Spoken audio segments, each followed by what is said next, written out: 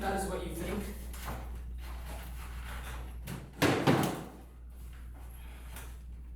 Yes.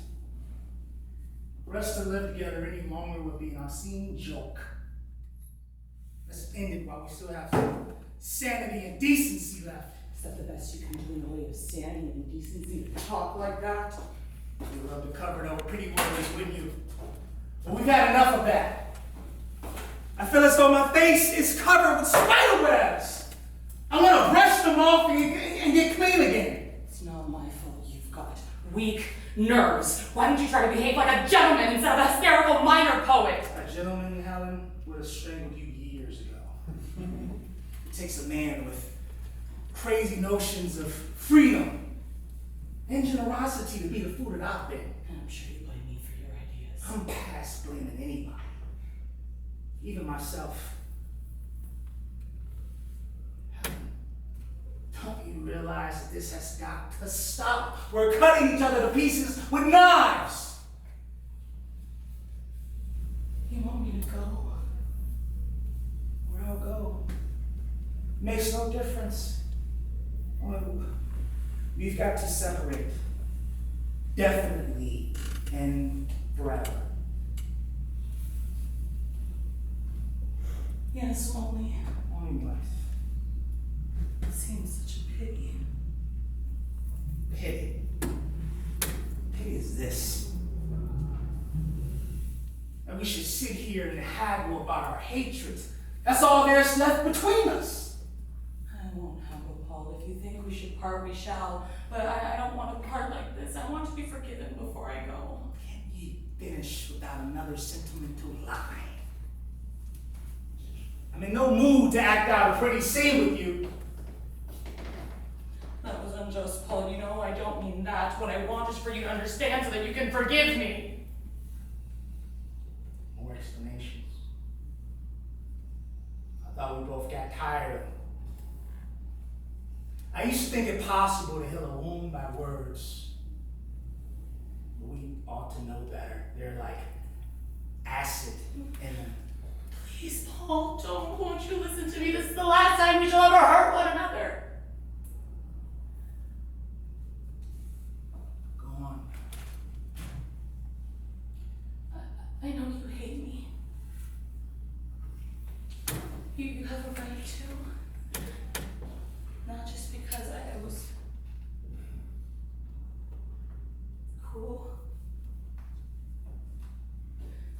Because I was faithless and I don't want to excuse myself, but I didn't know what I was doing. I didn't realize that I was hurting you. Well, that 1,000 times. I know.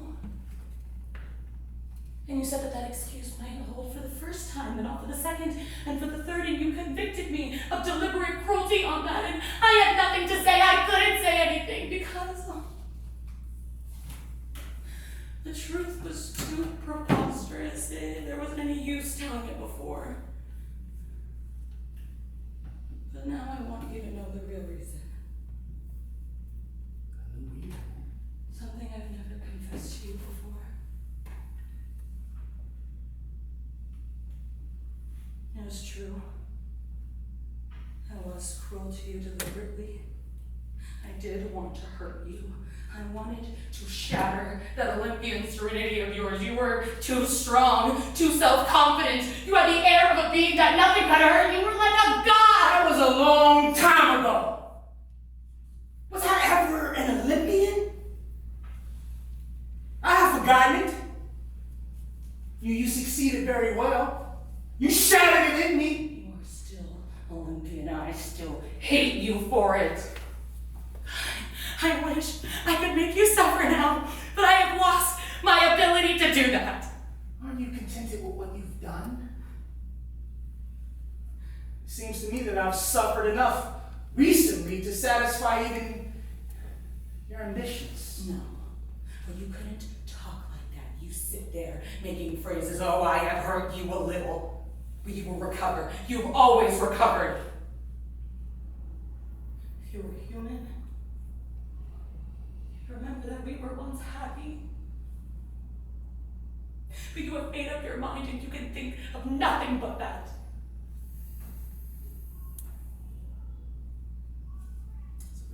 course, any novel explanation. I wonder if I can't make you understand.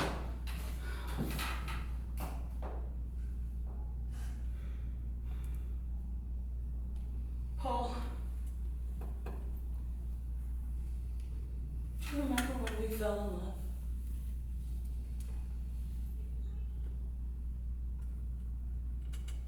Something of that sort must have happened to us. No. It happened to me. It didn't happen to you. You made up your mind and walked in with the air of a god on holiday. It was I who fell. Headlong, dizzy, blind. Oh, I didn't want to love you. It was a force too strong for me. It swept me into your arms and I prayed against it.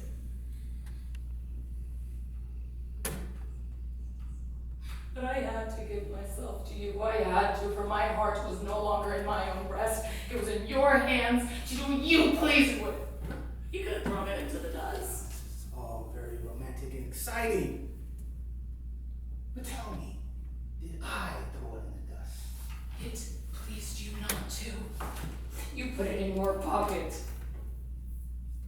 You don't realize what it is to feel that another person has absolute power over you? No. For you have never felt like that. You have never been utterly dependent on another person for happiness. I was utterly dependent on you. Oh. It humiliated me. It angered me. I rebelled against it, but it was no use because you see, my dear, I was in love with you. And your heart was your own, and nobody could hurt you.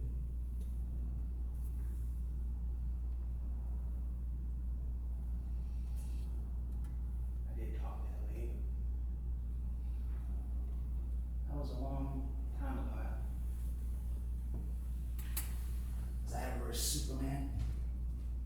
I was only a damn fool. When I first realized that I was hurting you, Paul, I couldn't believe it. Well, you had said 1,000 times that you would not be jealous if I were to love somebody else too. It was you who put the idea in my head. It seemed a part of your superhumanness. I did talk that way. But I wasn't a Superman. I was only a damn fool.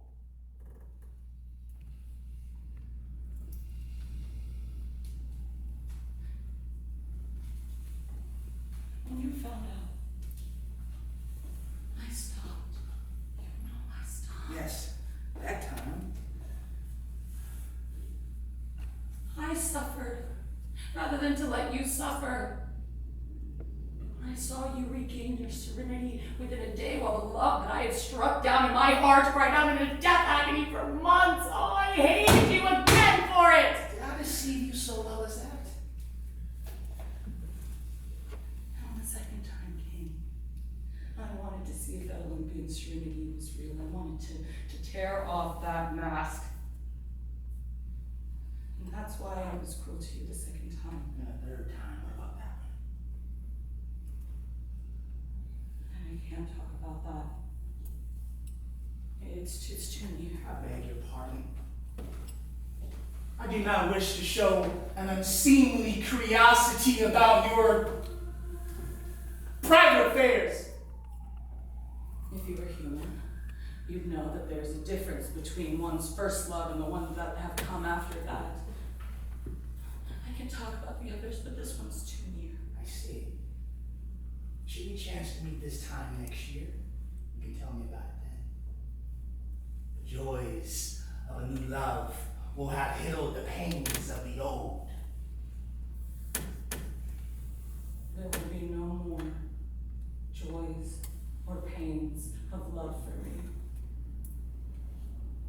Do you not believe that? But the part of me which loves is dead.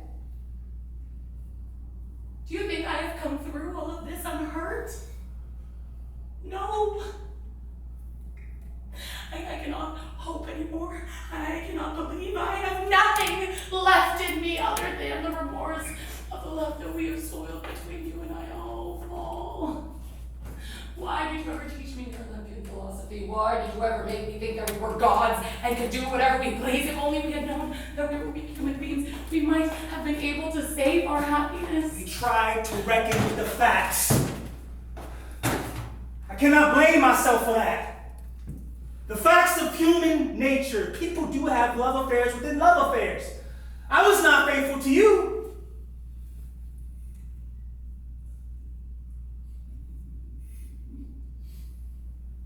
You had the decency to be dishonest about it. You did not tell me the truth. In spite of all your theories, I might have never found out. But I trusted your philosophy, and I flaunted my lovers before you, and I never realized that.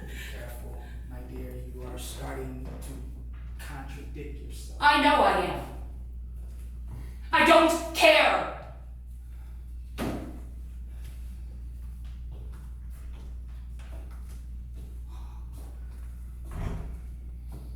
I want it back.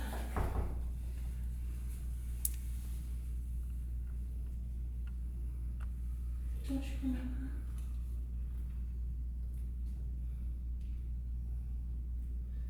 How happy we used to be. Give it back to me, Paul. Yes, our old happiness. We had it once, and I know we can have it once more. You really believe? Yes, yes. Paul. Paul! Let me think.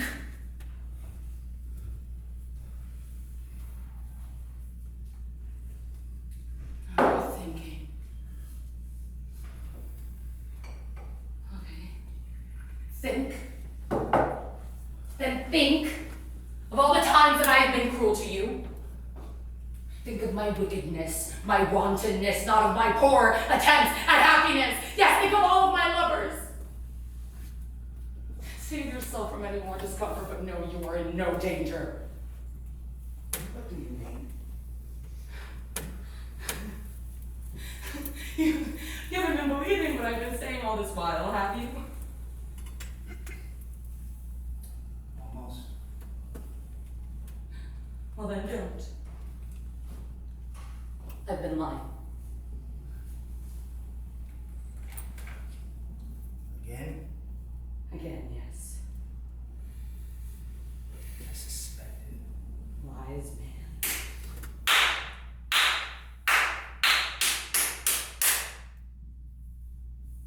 You don't love me, do you? Why should I? Do you want me to? I make no demand upon you. You know that. You can get along without me. Why not?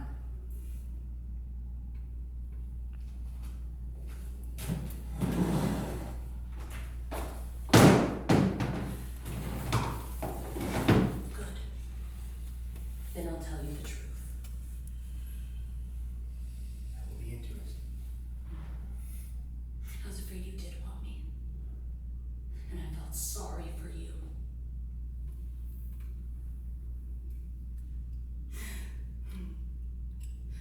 You needed to say any more.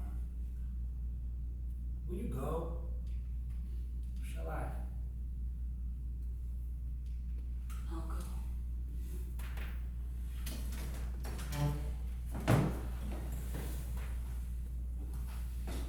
But since we won't be meeting again this time next year,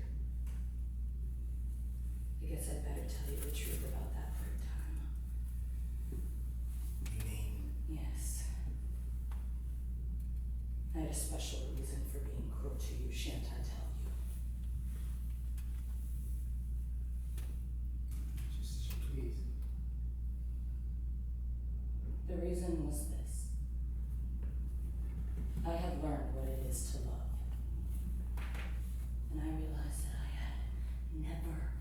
loved you. Never.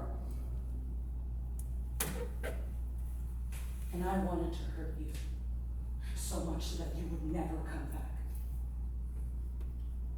Because I was scared that if you did love me, you would take me into your arms and you would feel me shuddering in terror. And that you would see the loathing in my eyes. I wanted to for you, and then I cared about you a little to spare you that.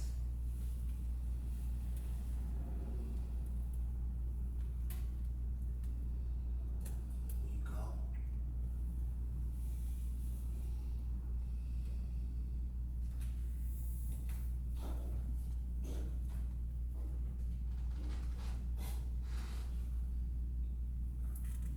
Do you remember what day it is?